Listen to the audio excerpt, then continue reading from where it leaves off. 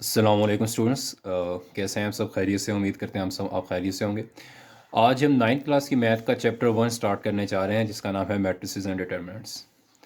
इस चैप्टर को चैप्टर की एक्सरसाइज 1.1 स्टार्ट करने से पहले कुछ चीज़ें हमारे लिए जानना ज़रूरी हैं, जिनमें से सबसे पहले तो ये है कि हमें ये पता होना चाहिए कि मैट्रिक्स किसको बोलते हैं। आज हम सबसे पहले पहले तो हम ये देखते हैं कि मैट्रिक्स किसे बोलते हैं।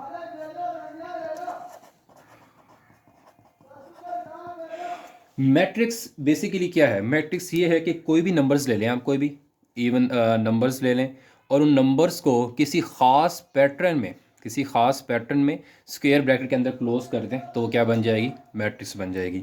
अब हम क्या करते हैं कि हम यहाँ पर कुछ चार नंबर्स ले लेते हैं, 1 2 3 और 4। ये मैंने चार नंबर्स ले लिए। अब इनको मैं किसी खास पैटर्न में स्क्वायर ब्रैकेट में क्लोज करूँगा तो ये एक मैट्रिक्स बन जाएगी। अभी देखिएगा, 1, ये मैंने एक स्क्वायर ब्रैकेट लगा दी, 1 2 3 और 4 और स्क्वायर ब्रैकेट से क्लोज कर दिए। अब मैं क्या करता हूँ, मैं एक और मैट्रिक्स ले लेता हूँ जिसमें मैं छः नंबर्स ले लेता हूँ, 1 2 3 4 5 6। इसे भी मैं किसी ख़ास पैटर्न से ना मैट्रिक्स में क्लोज कर देता हूँ, 1 2 3 4 5 6। अब इन छः नंबर को मैं एक और पैटर्न से मैट्रिक्स में इनक्लोज कर देता हूँ, 1 2 3 4 5 और ये 6। अब आप एक चीज़ गौर से देखें, इस मैट्रिक्स में देखें तो 1 के बाद स्पेस है, फिर 2 आ गया। उसके बाद जब मैं नीचे आया तो 3 के बाद स्पेस है और आगे क्या आ गया? 4 आ गया। तो एक ख़ास पैटर्न नज़र आ रहा है कि जो नंबर्स, जब भी कोई नया नंबर आएगा और अगले नंबर और पिछले नंबर के बीच में क्या होगी? स्पेस होगी। और जितने नंबर्स ऊपर होंगे उतने नंबर ही नीचे होंगे। ये एक मैट्रिक्स के ख़ास पैटर्न आपको नज़र आ रहा है। इसी तरह अगर हम यहाँ पर देखें तो 1 के बाद स्पेस है, फिर 2 आ गया, 2 के बाद स्पेस है, फिर 3 आ गया, फिर इसके बाद नीचे लाइन में क्या था? 4 आ गया, 4 के बाद स्पेस है, फिर 5 आ गया और 5 के बाद स्पेस है, फिर क्या आ गया? 6 आ गया। जिसमें इसमें भी खास पैटर्न नज़र आ रहा है कि हर दो नंबर्स के बीच में स्पेस नज़र आ रही है हमें। इसी तरह मैं थर्ड एग्जांपल में देखूँ तो उसमें भी ऐसा ही है, 1 के बाद स्पेस 2, फिर 3 के बाद स्पेस 4, 5 के बाद स्पेस 6। तो एक ख़ास पैटर्न से जब आप नंबर्स को किसी स्क्वेयर ब्रैकेट्स में क्लोज कर देंगे तो वो मैट्रिक्स बन जाएगा। ठीक हो गया? अच्छा, अब मैट्रिक्स के बाद मैट्रिक्स के अंदर मज़ीद दो चीज़ें और आ जाती हैं, जिन्हें हम क्या बोलते हैं? रोज़ बोलते हैं, और क्या कहते हैं हम दूसरे को? कॉलम। अब हम जानते हैं रोज़ और कॉलम के बारे में कि मैट्रिक्स में रोज़ और कॉलम्स क्या होती हैं। इनके बारे में भी हम एक एग्जांपल से समझेंगे। हम एक एग्जांपल ले लेते हैं, 1 3 5 7। मैंने एक मैट्रिक्स बना ली जिसके अंदर चार एंट्रीज़ हैं। जो मैट्रिक्स के अंदर जो नंबर्स हैं इनको हम एंट्रीज़ भी बोलते हैं। नेक्स्ट टाइम जब भी मैं एंट्रीज़ बोलूँ तो आपने परेशान नहीं होना। एंट्रीज से मुराद क्या है कि मैट्रिक्स के अंदर जो नंबर्स दिए हुए हैं, इसमें चार एंट्रीज़ हैं, 1 3 5 7। अब रोज़ किसे बोलते हैं? किसी भी मैट्रिक्स में जो एंट्रीज हॉरिजेंटल वे के अंदर प्रेजेंट की गई हैं, उस हॉरिजेंटल वे को हम क्या बोलेंगे? रो बोलेंगे। जैसा इसमें देखता हूँ, इसमें 1 और अगर 3 को हम देखें तो ये एक हॉरिजेंटल वे में प्रेजेंट किया गया है, तो 1 और 3 क्या है? एक पूरी एक रो में आ रही है। इट इज़ अ रो, ये एक रो बन गई हमारे पास। इसी तरह मैं 5, इसको 5 समझ लें, 3 समझ लें आप, 5 या 7 को देखें तो ये क्या है? ये एक हॉरिजॉन्टल वे में प्रेजेंट किया गया है, तो इससे हम क्या बोल देंगे? ये एक अलग रो हो गया।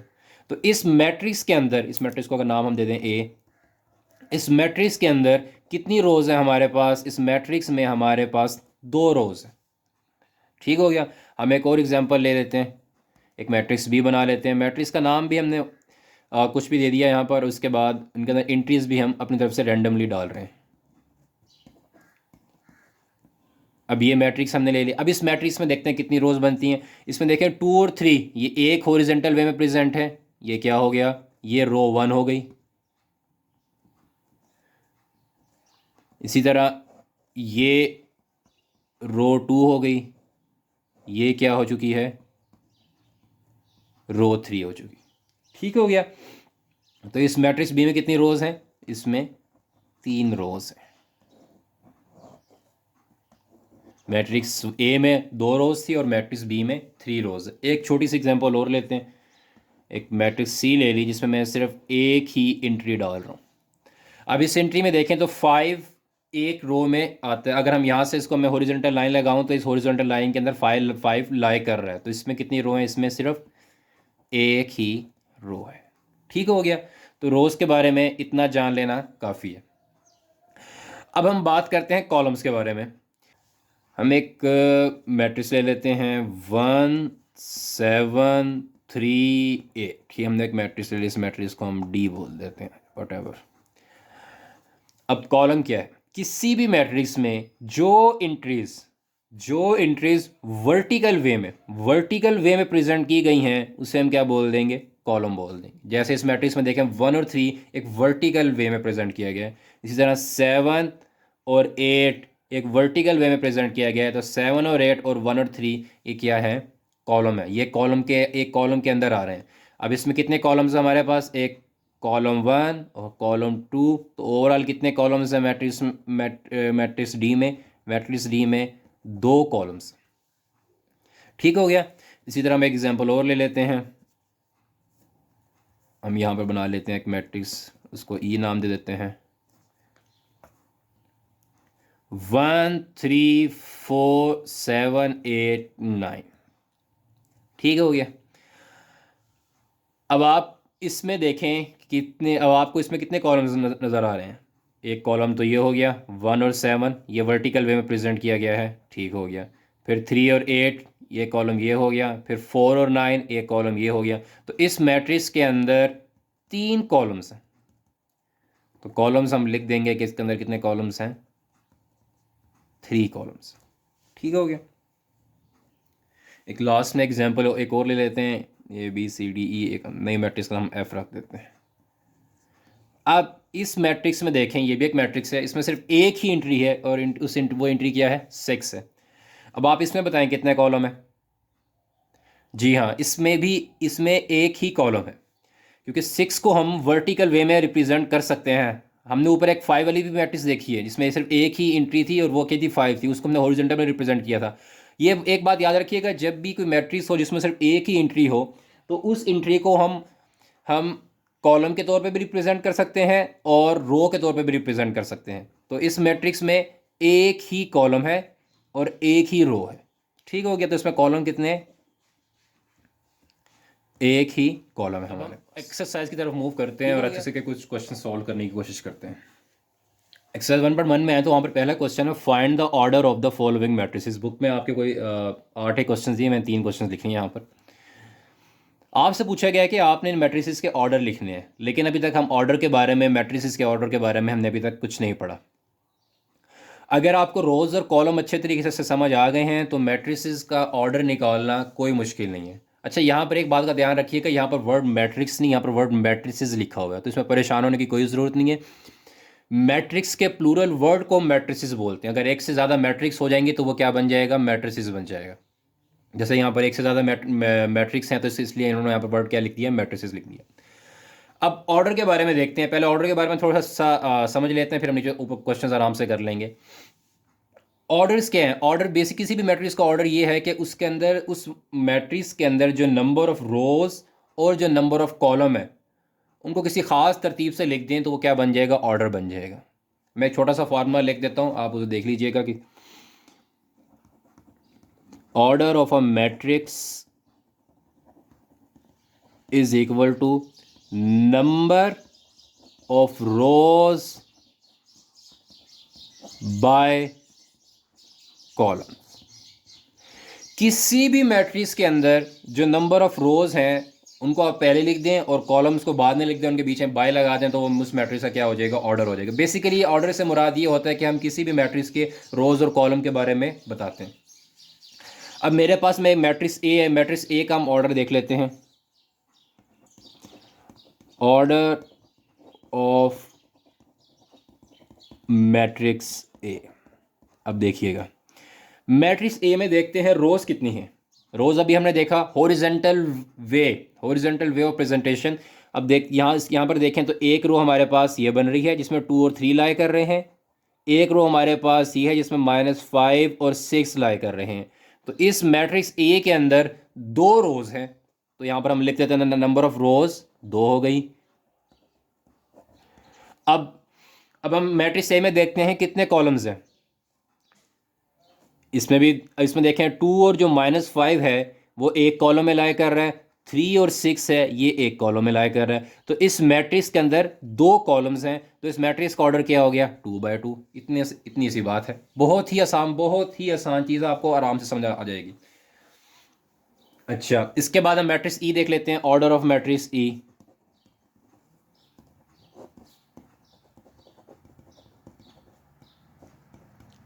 सिंपल सा रूल है, रोज बाय कॉलम। अब आप खुद देखें मैट्रिक्स ई में कितनी रोज है। बिल्कुल ठीक कहा आपने, इस मैट्रिक्स ई में 3 रोज है, 1 रो, 2 और ये 3 रोज होगी मैट्रिक्स ई के अंदर, तो 3 लिख दिया।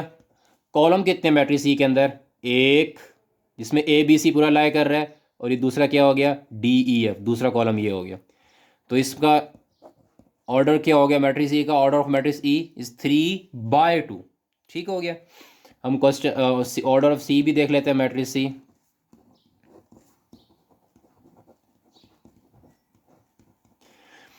अब सी में देखें तो रोज हमने देखनी है हॉरिजॉन्टल वे। इसमें देखें 2 और 4 एक ही रो, एक रो होगी 2 और 4 जिसमें लाई कर रहे हैं, तो 1 रो होगी।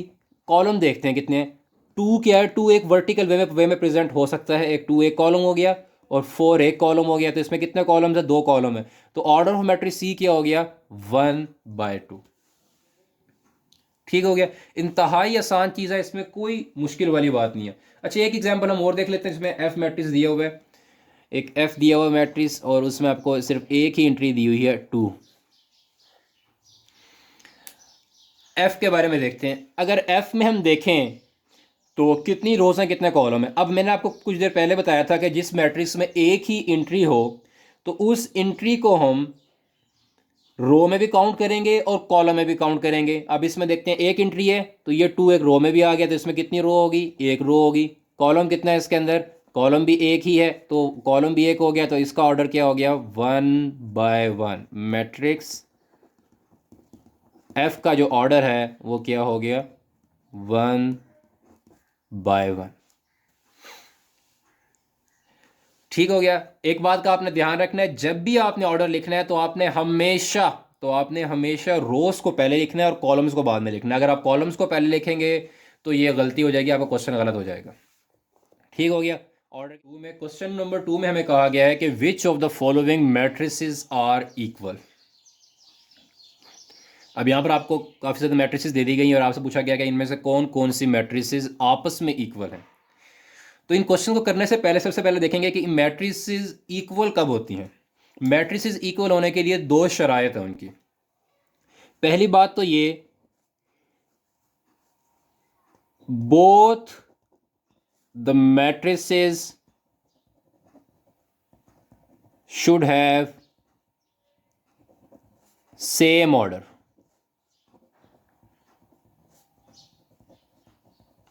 और दूसरी शराइत ये है, कॉरस्पॉन्डिंग वैल्यूज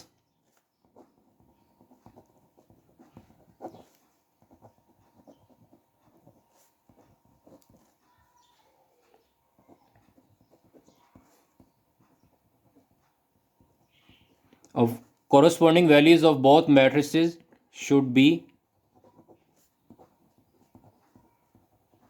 same। ठीक हो गया। इस अच्छा, अब इन 2 कानून रूल्स को हम समझते हैं। Both the matrices should have same order.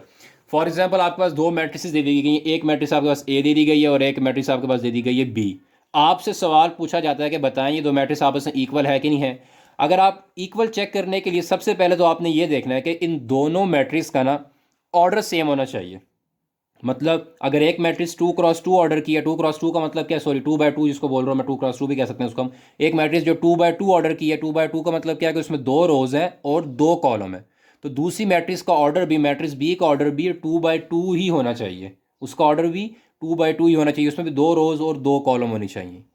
जब आपकी पहला आपका जब शराइत जो आपकी पूरी हो जाएगी तो फिर आपने सेकंड शराइत मालूम करनी। सेकंड शराइत बेसिकली ये है कि आपने चेक करना है कि उन 2 मैट्रिक्स में जो वैल्यूज़ दी हैं क्या वो भी सेम है कि नहीं है। सेम, जो सेम प्लेस पे वैल्यूज़ पड़ी हैं क्या वो वैल्यूज़ भी सेम है कि नहीं है।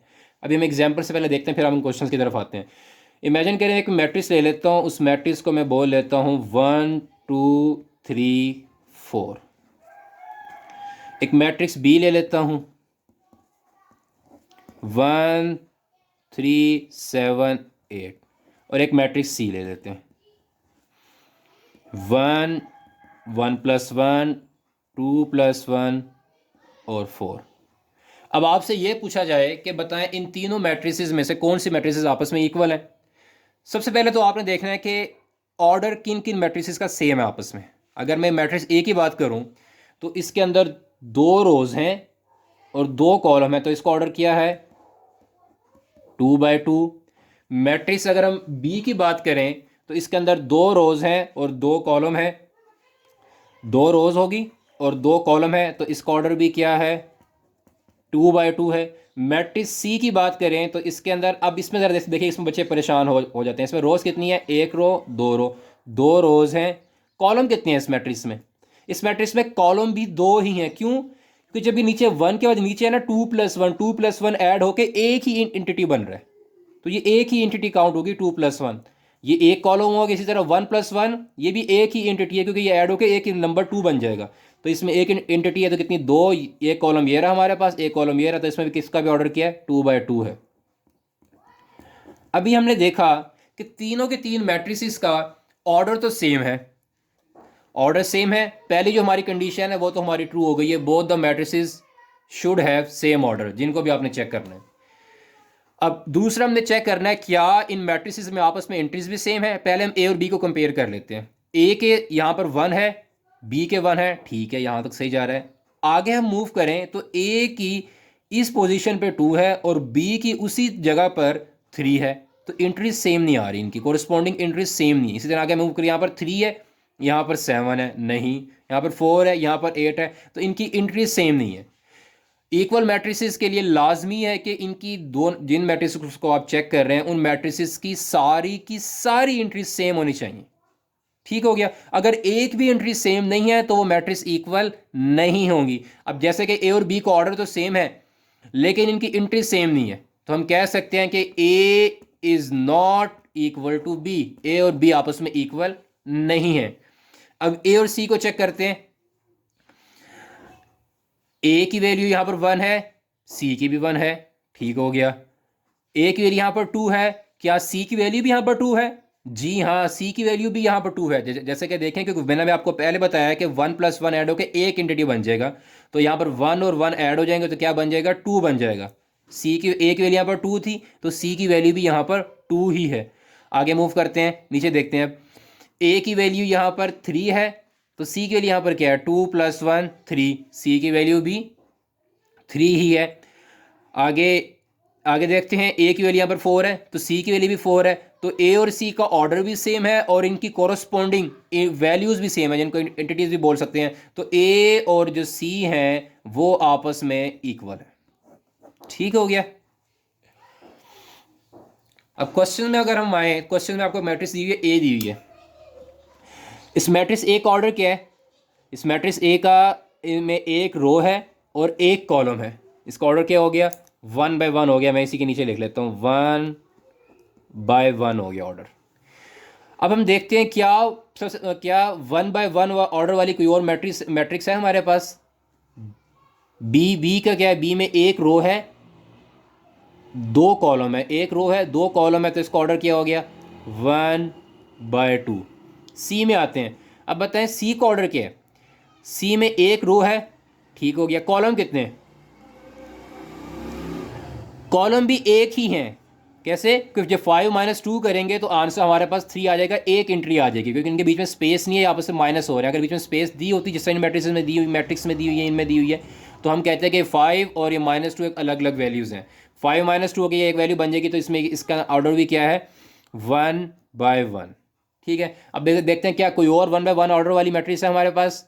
इसका ऑर्डर 1/2 है, इसका ऑर्डर 2/2 है, इसका ऑर्डर है 2/1 है, इसका ऑर्डर भी 2/1 है। इसमें हम देखते हैं बाद में, इसका ऑर्डर भी 2/2 है, इसका ऑर्डर भी नहीं, इसका ऑर्डर भी है। सिर्फ एक मैट्रिक्स ए है हमारे पास जो 1/1 ऑर्डर की है और एक मैट्रिक्स क्या है सी है 1/1 ऑर्डर की।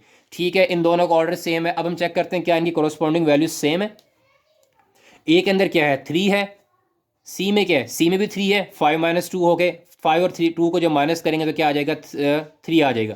तो कौन सी दो मैट्रिसेस इक्वल होगी, अभी तक हमें पता चल गया कि ए और जो सी हैं, हम ऊपर ही लिख लेते हैं कि जो ए इक्वल टू सी, ठीक है ना। पहली बात हमने ये कह ली कि ए और सी आपस में जो ये क्या है, ट्रू है।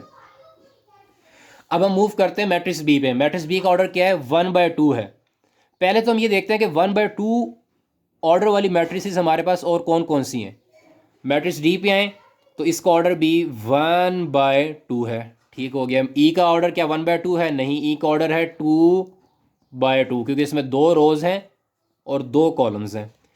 एफ के ऑर्डर पे हैं, एफ में कितने हैं, क्या एफ का ऑर्डर क्या है, इसमें 2 रोज हैं और एक कॉलम है, इसका ऑर्डर क्या हो गया, 2/1 हो गया।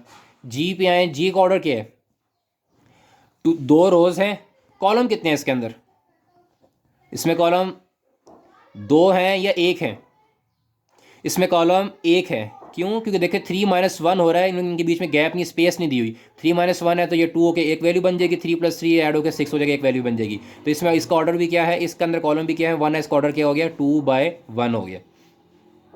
इसी तरह इसमें देखें तो इसका ऑर्डर क्या हो गया, 2/2, क्योंकि इसमें 2 रोज हैं और 2 कॉलम है। इसका ऑर्डर देखें, इसमें 1 रो है और कॉलम कितने हैं इसके अंदर, इसके अंदर कॉलम 2 हैं या 3 है, इसमें 2 कॉलम है, एक तो 3 एक इसमें आ गया और 3 + 2 ऐड हो गया 5 हो जाएगा, ये 1/2 हो गया। इसमें देखते हैं इसमें कितनी रोज़ हैं, कितने कॉलम है, इसमें 1 रो, 2 रोज़ हैं हमारे पास तो 2 हो गया, और कॉलम कितने हैं, एक, क्या इसमें कॉलम 4 हैं या 2 हैं, जी बिल्कुल ठीक कहा आपने, इसके अंदर 2 ही कॉलम है। 2 + 2 4, 2 - 2 0, 2 + 4 6 और 2 + 0 2, तो इसमें इसका ऑर्डर भी क्या हो गया, 2/2। अब हम सॉल्व कर रहे थे मैट्रिक्स बी को। 1/2 ऑर्डर वाली कौन कौन सी मैट्रिक्स है, एक हमारे पास मैट्रिक्स बी है, एक डी है और एक कौन सी है हमारे पास, एक आई है। तो अब इनमें से देखिए कौन कौन सी मैट्रिक्स है आपस में इक्वल, ऑर्डर तो सेम है। अब हमने एंट्रीज देखनी है, क्या डी और बी की एंट्रीज सेम है, नहीं। जहाँ पर बी के जहाँ पर 3 है वहाँ पर डी के वहाँ पर 5 है, और जहाँ पर बी के 5 है वहाँ पर डी के वहाँ पर 3 है, तो इनकी एंट्रीज सेम नहीं है, कोरिस्पॉन्डिंग एंट्रीज सेम नहीं है, तो बी और डी आर नॉट इक्वल। अब हम देखते हैं बी को चेक कर लेते हैं आई के साथ, क्या बी और आई की क्या ऑर्डर तो सेम है, क्या इनकी एंट्री सेम है, जी हाँ इनकी एंट्री सेम है। यहाँ पर 3 है, आई के भी यहाँ पर 3 है, बी के वहाँ पर 5 है तो आई के भी वहाँ पर 5 है, 3 + 2 5 है। तो बी और आई, बी और आई ये तो क्या है आपस में सेम है, तो हम लिख सकते हैं बी इक्वल टू आई, ठीक हो गया। अब हमने 4 मैट्रिक्स, हमने 5 मैट्रिक्स को सॉल्व कर लिया, 1 2 3 4 5 ये सॉल्व हो चुकी है। अब ई पे आते हैं, ई का ऑर्डर क्या है, 2/2। 2/2 वाली मैट्रिक्स हमारे पास कितनी है, 3 मैट्रिक्स हैं, 2/2 वाली, ई एच और जे। अच्छा, क्या ई और एच आपस में इक्वल है, जी हाँ इक्वल है, इनका ऑर्डर भी सेम है और इनकी एंट्रीज भी सेम है। अब ई और जे को देख लेते हैं, क्या ई और जे आपस में सेम है, 2 + 2 4 4, 2 - 2 0 0, 2 + 4 6 6, 2 + 0 2, जी हाँ ई और जे भी आपस में इक्वल, तो मैं कह सकता हूँ ई एच और जे ये तीनों आपस में इक्वल हैं, E is equal to H is equal to J, ठीक है। अब लास्ट में हमारे पास 2 मैट्रिसेस बच चुकी हैं, एक है एफ और एक है जी। एफ का ऑर्डर 2/1 है, जी का ऑर्डर भी 2/1 है। इनकी एंट्रीज देख लेते हैं, एफ के यहाँ पर 2 है और नीचे 6 है, तो क्या जी के भी ऊपर 2 और 6 है, 3 - 1 2 और 3 + 3 6, जी हाँ जी और एफ का ऑर्डर भी सेम और इनकी एंट्रीज भी सेम है, तो जी और एफ और जी हम कह सकते हैं ये भी क्या है आपस में इक्वल है। ये क्वेश्चन, इस तरह हमारा क्वेश्चन नंबर 2 हमारा हो चुका है ख़त्म। क्वेश्चन नंबर 3 पे आते हैं। क्वेश्चन नंबर 3 में कह रहे हैं find the values of a b c and d which satisfy the matrix equation. अब मैट्रिक्स इक्वेशन क्या है, मैट्रिक्स इक्वेशन हमें ये कह रही है कि हमारे पास एक मैट्रिक्स उन्होंने दे दी जिसमें एक एंट्री ए + सी है, एक a + 2b c - 1 4d - 6, और दूसरी मैट्रिक्स क्या दे दी, 0 -7 3 और 2d। अब इन्होंने क्या कहा है, इन्होंने ये कहा है कि ये वाली मैट्रिक्स और ये वाली मैट्रिक्स आपस में इक्वल है, क्योंकि इन्होंने बीच में इक्वल का साइन लगा दिया, ठीक हो गया, क्योंकि इन्होंने कह दिया इक्वल तो हम इक्वल मान लेते हैं, ठीक है, इन्होंने कह दिया इक्वल तो ये इक्वल है। अब जब मैट्रिसेस आपस में इक्वल होती हैं तो उनकी हमने क्या पढ़ा था कि उनकी कॉरस्पॉन्डिंग वैल्यूज़ भी सेम होती हैं। यहाँ तो हमें नज़र आ रहा है ना कि यहाँ पर ए प्लस सी और वहाँ पर ज़ीरो है, ये सेम नहीं नज़र आ रहा। हम इनको सेम ही मानेंगे क्योंकि इन्होंने कह दिया मैट्रिसेस इक्वल हैं, तो हम इनको इक्वल ही लेंगे। हम इक्वल लेंगे तो इनको नीचे हम कुछ हिस्सा लिख सकते हैं, A plus C equal to zero. क्यों? क्योंकि हमने पढ़ा था कि जब मैट्रिसेस आपस में इक्वल हो तो उनकी कोरस्पोंडिंग वैल्यूज भी इक्वल होती हैं। ए प्लस सी किस के इक्वल हो जाएगा? ज़ीरो के इक्वल आ जाएगा। इसी तरह मैं लिख सकता हूँ A plus two B is equal to -7, A plus two B is equal to -7। इसी तरह सी -1 इज इक्वल टू 3, और लास्ट में 4d-6 is equal to 2d। अब मैं करता हूँ इन चार इक्वेशंस को बारी बारी नेम देता हूँ। इसको मैं इक्वेशन 1 बोल देता हूँ, ये इक्वेशन 2, इक्वेशन 3, और ये क्या होगी? इक्वेशन 4। एक दफ़ा फिर आपको बता देता हूँ, क्योंकि इन्होंने देखें इन क्वेश्चन में, इस क्वेश्चन में इन्होंने कहा है कि ये दोनों मैट्रिक्स आपस में इक्वल हैं। जब ये दो मैट्रिक्स आपस में इक्वल हैं तो इसका मतलब इनकी कोरिस्पोंडिंग वैल्यूज़ भी इक्वल होंगी। ए प्लस सी और जीरो आपस में इक्वल होगा, ए प्लस टू भी इक्वल होगा -7 के, सी -1 इक्वल होगा 3 के, और 4d-6 होगा 2d के। यही चीज़ हमने यहाँ पर लिख लिया, तो हमारे पास क्या बन गई? 4 इक्वेशंस बन गई। अब हमने वैल्यूज़ मालूम करनी है ए, बी और सी, डी की। अब देखते हैं कि सबसे पहले सबसे आसान और सबसे बेहतर क्या होगा कि कौन सी इक्वेशन को सॉल्व करें और हमारे पास वैल्यू निकल आए। हम इक्वेशन 1 से स्टार्ट करते हैं। अगर इक्वेशन 1 को देखूं, ए प्लस सी इक्वल टू 0। अब इस इक्वेशन में ना हमारे पास ए की वैल्यू है, ना हमारे पास सी की वैल्यू है। अब इस इक्वेशन के अंदर दो अननोन वैल्यूज़ हैं, तो दो अननोन वैल्यूज़ हैं तो इस इक्वेशन को हम सॉल्व नहीं कर सकते। इक्वेशन 2 में आते हैं। इस इक्वेशन में दो वेरिएबल्स आ रहे हैं, एक ए आ रहा है और एक बी आ रहा है। ना हमारे पास ए की वैल्यू है, ना हमारे पास बी की वैल्यू है, तो इसमें भी दो अननोन वेरिएबल्स आ गए, तो इस इक्वेशन को भी हम सॉल्व नहीं कर सकते। इक्वेशन 3 में आए। इक्वेशन 3 के अंदर सिर्फ ए की वेरिएबल ऐसा सी है, सी -1 इक्वल टू 3, तो इसमें ए की वेरिएबल है और इस वेरिएबल की वैल्यू हम आराम से निकाल सकते हैं। हम सॉल्व कर लेते हैं इक्वेशन 3 को, तो हम नीचे लिख देंगे फ्रॉम इक्वेशन 3। इक्वेशन 3 हमें क्या कह रही है? C-1 equal to 3। सी की वैल्यू मालूम करनी है, ये -1 है। अगर इसको इक्वल के उस तरफ ले जाएं तो वहाँ जाके क्या हो जाएगा? प्लस हो जाएगा। 3 + 1 इज इक्वल टू 4, तो सी की वैल्यू क्या आ गई हमारे पास? 4 आ गई। ठीक हो गया कोई मसला? अब सी की वैल्यू हमारे पास 4 आ चुकी है, अब हमारे पास एक एक्स्ट्रा वैल्यूज आ चुकी है। अब दोबारा हम इक्वेशन 1 से चेक करते हैं इस सी की वैल्यू को कहाँ इस्तेमाल करके हम कोई और वैल्यू निकाल सकते हैं। इक्वेशन क्या दी थी? ए प्लस सी इक्वल टू 0। अब ज़रा देखें, पहले जब हमने ए प्लस सी को देखा था तो तब ना हमारे पास ए की वैल्यू थी, ना हमारे पास सी की वैल्यू थी। अब हमारे पास सी की वैल्यू आ चुकी है, तो अगर इक्वेशन 1 में हम सी की वैल्यू पुट कर दें तो क्या हम इक्वेशन ए, तो हमें ए की वैल्यू मिल जाएगी, वेरिएबल ए की वैल्यू मिल जाएगी। जी हाँ, अगर हम इक्वेशन 1 में सी की वैल्यू पुट कर दें तो हमें ए की वैल्यू मिल जाएगी। तो यहाँ पर हम लिख सकते हैं putting the value of c in equation 1। जब इक्वेशन 1 में सी की वैल्यू पुट करेंगे तो क्या इक्वेशन बन जाएगी? ए प्लस 4 इक्वल टू 0। अब सी की जगह पर हमने 4 पुट कर दिया, सी की जगह पर उसकी वैल्यू आ चुकी है। ए को यहीं पर छोड़ा तो 4 वहाँ जाके क्या हो गया? -4। ठीक हो गया, ये ए की वैल्यू हमारे पास आ गई। अब हमारे पास ए की भी आ गई, सी की भी आ गई है। क्या ए की वैल्यू को कहीं पर हम यूज़ कर सकते हैं? जी हाँ, इक्वेशन 2 में। अगर इक्वेशन 2 में ए की वैल्यू पुट करें तो हमारे पास बी की वैल्यू निकल आएगी। तो क्या, तो हम ए की वैल्यू इक्वेशन 2 में पुट कर देते हैं। पुटिंग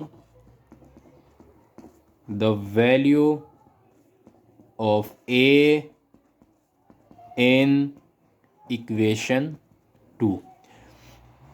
अब ए की जगह पर आपने -4 लिख देना, क्योंकि ए की वैल्यू -4 थी। -4 + 2b इज इक्वल टू -7।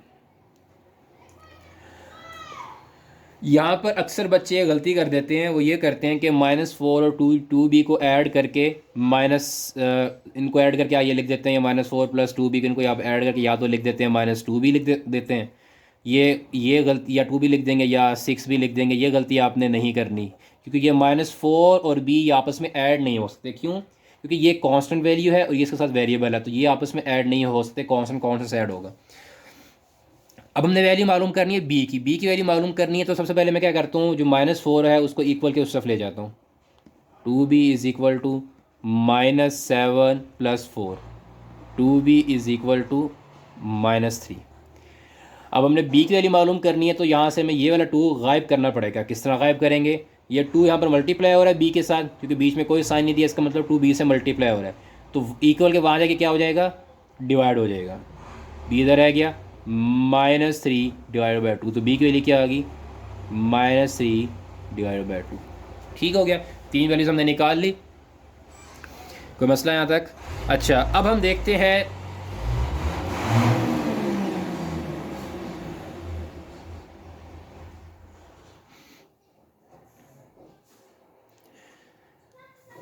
अब हम सॉल्व करते हैं इक्वेशन 4 को।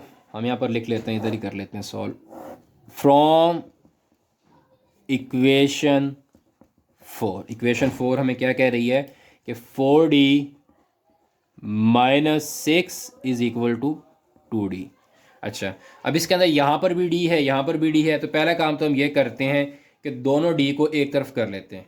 या आप एक काम ये कर सकते हैं कि इस वाले 4d को इक्वल के उस तरफ ले जाएं, या 2d को इस तरफ ले आएं, जैसा आपका दिल करता है आप उस तरीके से कर लें इसको। हम क्या करते हैं, हम